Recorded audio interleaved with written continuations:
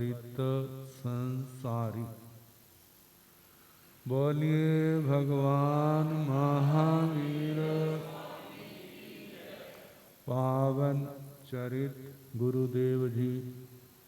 बंधु मन वच काय, भव सागर को तरण में करो हमारी सहाय। जिन शासन जिन वाणी सदा जय बंधु। श्रवण संग सदा अविचल मंगल हो। मुक्ति को प्राप्त श्रवण भगवान महावीर स्वामी, उनकी परम पावन कल्याणी भागवती वाणी। वाचक प्रमुख श्री इंद्र भूति गौतम आदि गणधर भगवंत। युग प्रधानाचार्य परम पूज्य श्री सुधर्मा स्वामी जी महाराज, उनकी परम पावन पाठ परंपरा। वर्तमान आचार्य ध्यान योगी परम पूज्य श्री शिव मणि जी महाराज एवं गुरुजन सबके पावन चरण सरोजों में मेरा अनंत अनंत बार वंदना नमस्कार। उपस्थित धर्म प्रेमी सज्जनों, माता तथा बहनों, सामायिक के 3 अंगों में तीसरा अंग चारित्र सामायिक, उसमें 5 व्रतों का वर्णन आ रहा है।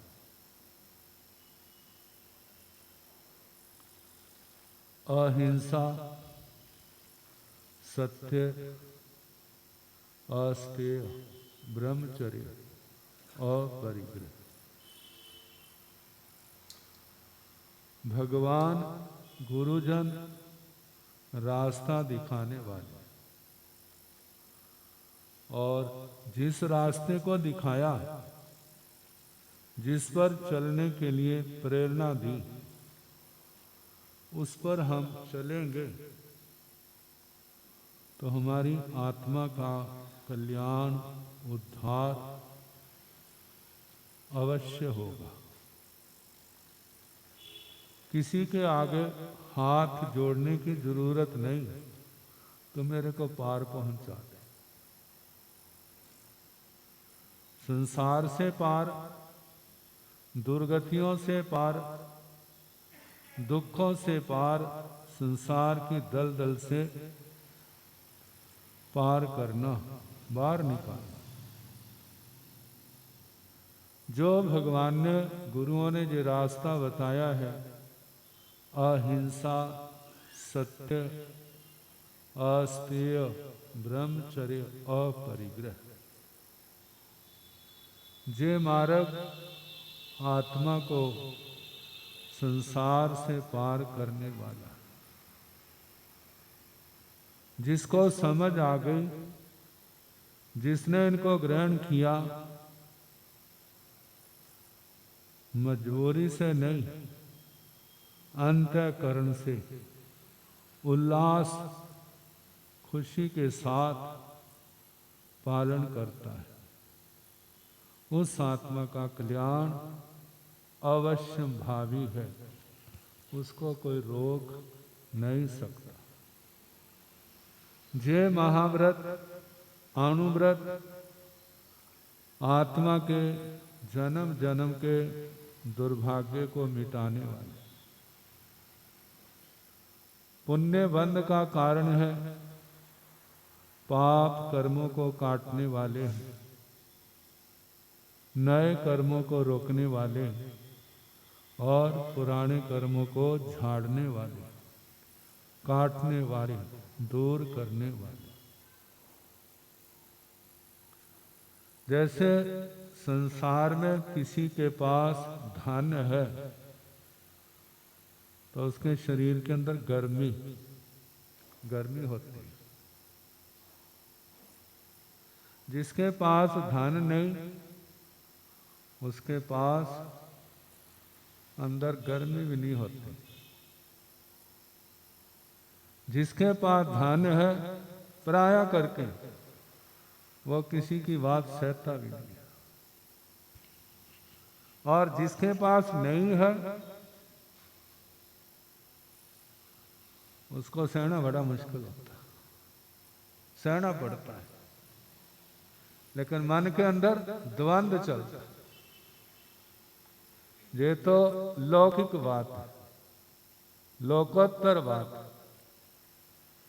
जिसके पास ये चारित्र रूपी धन है, उसके अंदर भी गर्मैश होती है। उस गर्मैश के कारण उसका चेहरा, उसकी आत्मा, उसका शरीर खिला रहता है। वो किसी के ऊपर प्रभाव नहीं डालता, लेकिन दूसरे पर प्रभाव पड़ता है। महापुरुषों की जीवन गाथाएं पढ़ते हैं, आत्मा के अंदर सच में जो खुशी है वहां पर प्रकट होती है। किस कारण से? उस खुशी का कारण क्या है? वह है चारित्र। जीवन में परिचय आते हैं, उपसर्ग आते हैं। कितनों के लिए सहना आसान होता है और कितनों को सहना जो है बड़ा मुश्किल होता है। लेकिन भगवान गुरुओं के वचनों पर श्रद्धा रखने वाले जैसे कैसे उठते, गिरते, पढ़ते, चलते हैं साधना के मार्ग पर, उस साधना के मार्ग को छोड़ते नहीं। चाहे कितनी वेदना हो, जब वेदना होती है तो चेहरे का तेज भी क्या पड़ जाता है? फिक्का पड़ जाता है। जब अंतिम समय आता है, उनका चेहरा फिर खिल जाता है, चेहरा खिलने लग जाता है। मैंने एक जगह देखा, कैंसर का पेशेंट, तो जानते हैं उसकी दर्द कितनी होती है, वेदना कितनी होती है। अंतिम समय जब आया, कहते मंगल पाठ सुना दो। जब मंगल पाठ सुनाने लगा तो चेहरा खिलने लग पड़ा। पहले क्या था? मुरझाया हुआ। चेहरा एकदम खिलने लगा और कुछ समय के बाद समाचार आया, वो क्या हो गया? भाव पूर्ण कर। इसका अर्थ, जिन्होंने धर्म ध्यान किया होता है, गुरुओं की शिक्षा का पालन किया होता है, नियम व्रतों का पालन किया होता है, अंतिम समय जब सफलता सामने आती है ना, तो दुख में भी खुशी प्रकट हो जाती। वो अंतिम समय जब पाप से बचे हैं, तो अंतिम समय शुभ लेशा आएगी। जब शुभ लेशा आएगी तो चेहरा क्या होगा? चेहरा खिलेगा, क्योंकि अच्छे स्थान पर जाना। तो ये चारित्र की बातें, जिनमें चौथे व्रत की चर्चा चल रही, ब्रह्मचर्य,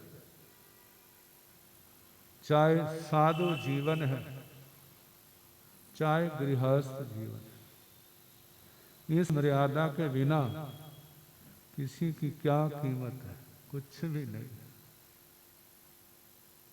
बड़ी तपस्याएं करें, नियम व्रत पालें, लेकिन जे व्रत नहीं, कहते सारी की सारी क्या खोखली। और जे व्रत है, बाकी सब थोड़ी तपस्या भी क्या होती है, सफल सार्थक होती।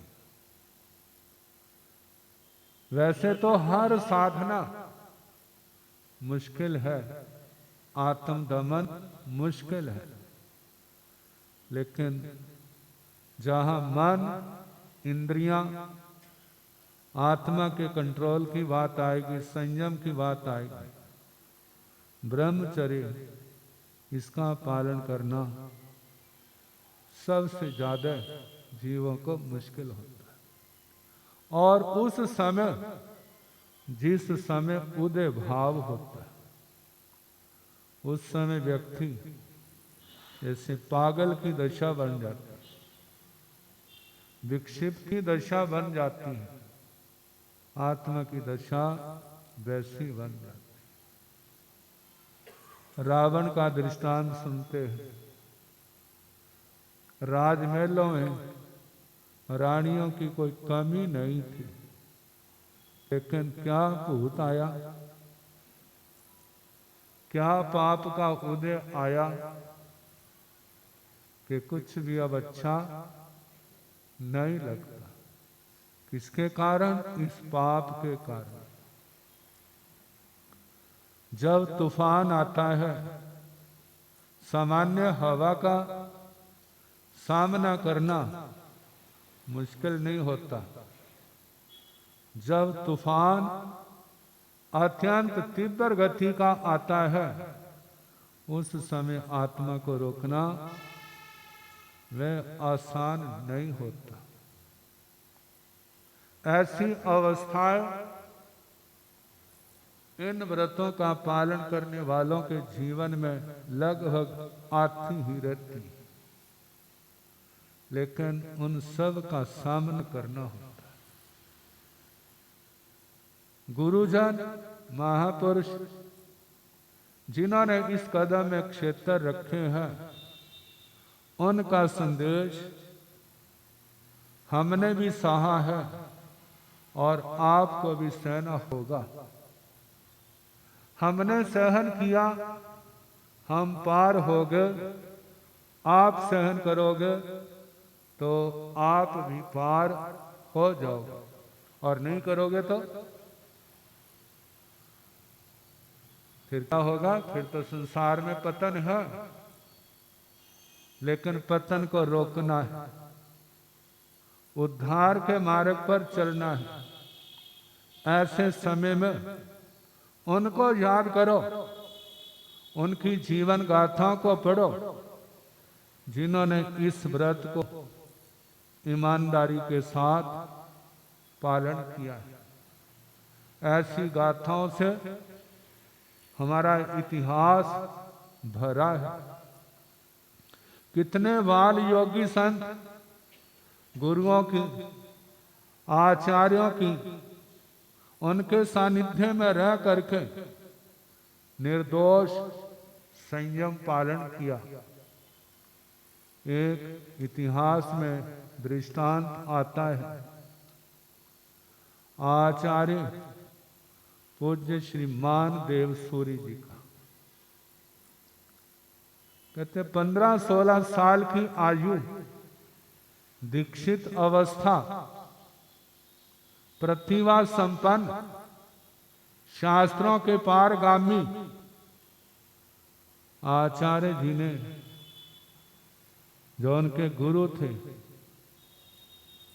अपने हाथों से आचार्य पदवी के ऊपर अभिषिक्त कर दिया, अभिषेक कर दिया। जब उनको आचार्य पदवी से अलंकृत किया, थोड़ी देर बाद उनका मन, उनका दिमाग शंका से ग्रस्त हो गया। अरे ये बाल इस जवानी के समुद्र को कैसे पार करेगा? और इतनी बड़ी जिम्मेवारी, गौरवपूर्ण स्थान दे दिया, ये कैसे पार करेगा? वह प्रतिभा संपन्न विलक्षण मति का मालिक, वह मुनिराज, उनसे उनकी शंका, उनकी चिंता अशुद्धि नहीं रही। समझ गया। उसी समय उठा अपने आसन से, गुरुजनों के चरणों में बड़ी श्रद्धा भक्ति से वंदना नमस्कार किया। भगवान मेरा नियम करा दो। आपने मेरे को इतना बड़ा गौरवपूर्ण स्थान दिया, इसके बदले में मैं क्या दूं?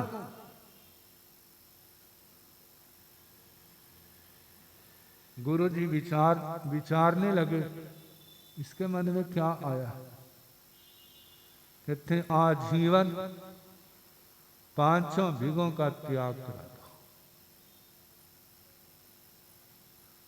पांचों भीगों का त्याग करा दो। मिठा, गुड़, शक्कर, घी, दूध, तेल, मिठाई, इनका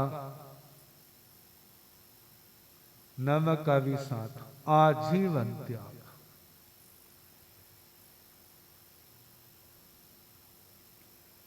एक दो दिन की बात नहीं, कितनी देर के लिए?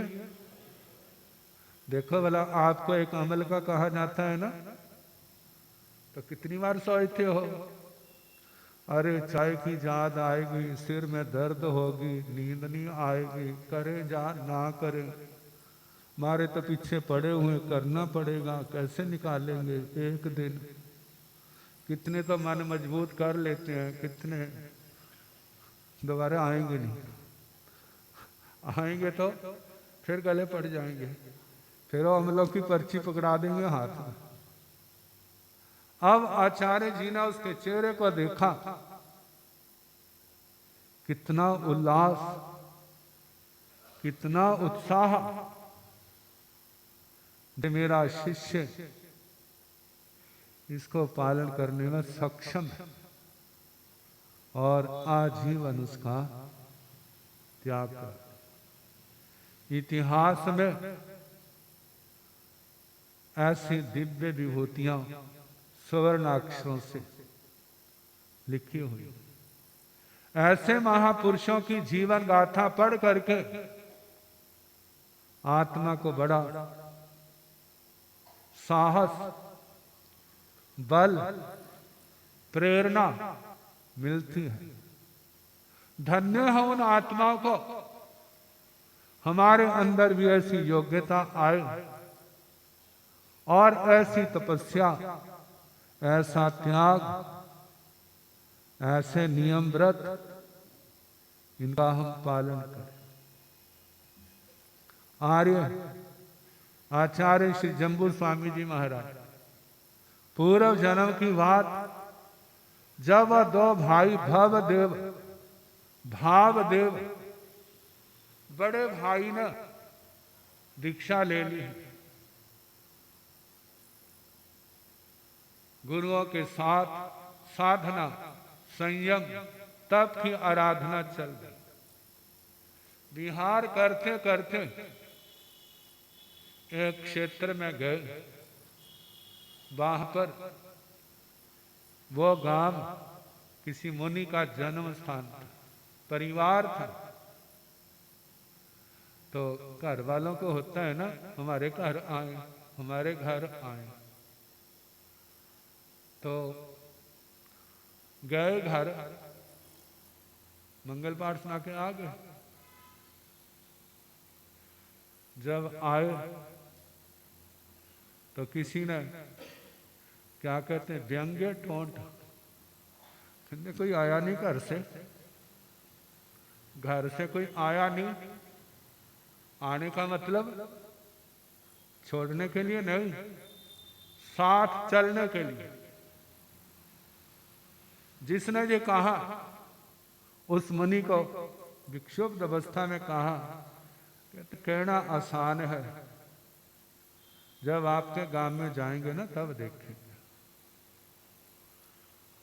कहते ठीक है। विचरण करते करते वही गांव आ गया। बड़ा भाई दीक्षित है, छोटे की शादी हो गई है, फेरे हो गए।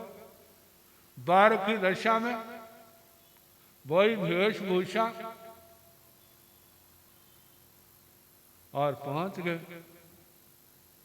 जब पहुंचे, जो लेना था लिया। जब वापिस आने लगे तो बड़ा भाई आए, छोड़ने तो जाना ही होगा ना। उसी वेशभूषा में पीछे पीछे चल रहे हैं। अब वो छोटा भाई तो सोचे कब मेरे को कहते तू जा, लेकिन वो कहने का नाम ही नहीं ले रहे।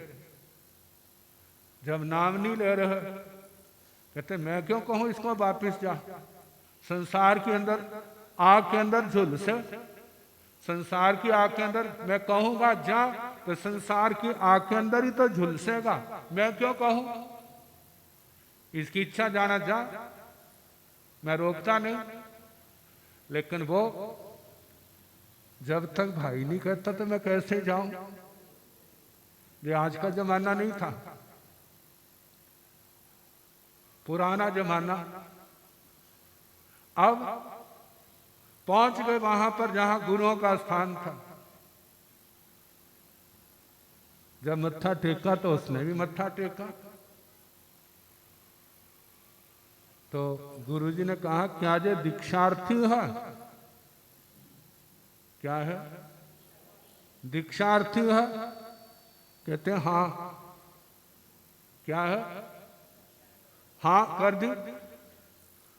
और वो सोचता बुरा फंसा मैं तो। अब मैं कैसे कहूं मैं दीक्षार्थी नहीं हूं। यदि मैंने ये कहा मैं नहीं हूं तो फिर मेरे भाई की क्या दशा होगी। सबके सामने झूठा पड़ेगा। तो गुरु ने पूछा दीक्षा लेनी है? कहते हाँ दीक्षा लेनी। कहते जैसे आप दुकानों के ऊपर, शक्तियों के ऊपर तैयार माल बेचने के लिए तैयार रहते हैं ना, कोई आए तो सही। तो ऐसे गुरु भी तो दीक्षा देने के लिए, कोई अधिकारी आए तो गुरु ना तो नहीं करते, मेरे 10 चेले हो गए, हमारी बहुत हो गया, 11वां नहीं बनाना। कहे 10 चाहे और ऐसे आ जाए, क्योंकि धर्म संयम तप भोगों में फंसने वाले तो बहुत हैं, लेकिन भोगों का त्याग करने वाला कोई बिरला व्यक्ति निकलता है। और उसने भी हाँ कर दी। फिर अब दीक्षा देने के लिए क्या देर थी। जब दीक्षा हो गई, कहने लगा बिल्कुल ठीक है, ये भाई का प्यार था, भाई के साथ है। लेकिन वो भाई मन से तो तैयार नहीं था। अब बड़ी बड़ी बातें करता है, मेरे से संयम का बोझ नहीं उठाया जाता। कहते अरे ये तो संयम तो बोझ को कम करने वाला है, संसार का बोझ तो इससे भी अनंत गुना ज्यादा है। समय समय पर मेरे से गर्मी नहीं सही जाती। कहते संसार में तो इससे भी ज्यादा गर्मी है। मेरे से ठंड नहीं सही जाती। कहते नरकों में तो इससे भी ज्यादा क्या है, ठंड है। मेरे पैरों, नंगे पैरों कांटे लगते हैं। कहते अभी संसार देखा नहीं है ना, जिस समय घर वाली की डिमांड नहीं होनी कैसे कांटे लगने थे। बच गया, बच गया। अब वो तो चल रहा है। एक समय भाई ने समाधि पूर्वक शरीर छोड़ दिया। कहते अब भाई या मैं आजाद। अब इसके आगे उसका क्या बना? उसने अपने आप की कैसी रक्षा की? कल जैसे संग संतान संग बड़े